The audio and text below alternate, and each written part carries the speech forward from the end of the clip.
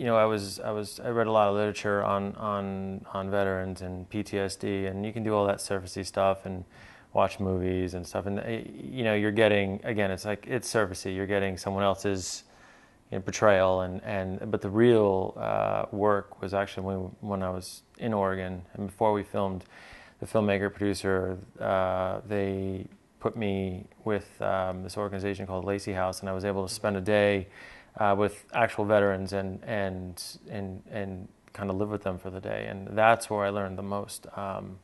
I got the stories and just the stuff that you would never know unless they talk, and it's hard because they don't open up. So it was, in one hand, just to kind of, you had to kind of be with them a little bit, and they made you breakfast, and you kind of they're feeling you out, and I was fortunate enough for having several of them open up, and even while filming, I was able to have the vets on set.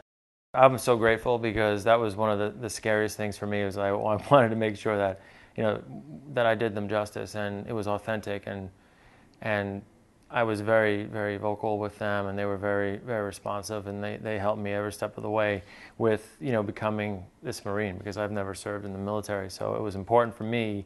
It may look like the scene's going great, but if I'm not a Marine, let me know. And so we had that dialogue, and I was, again, very fortunate to have that.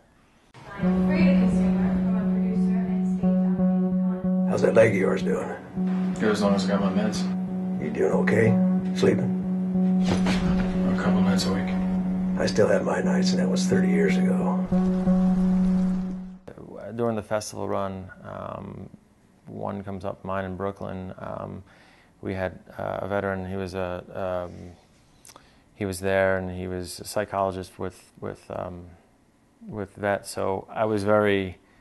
It was, for me, it was like seeing a veteran there. I was like, I was very nervous, to making sure that hopefully I've portrayed them in the best light possible, and he just had great things to say about the film, the performance. It was great. It was nice to have that, because I think one of the greatest things or response you can get is that just the fact that he opened up and said, there's something that I can connect to this.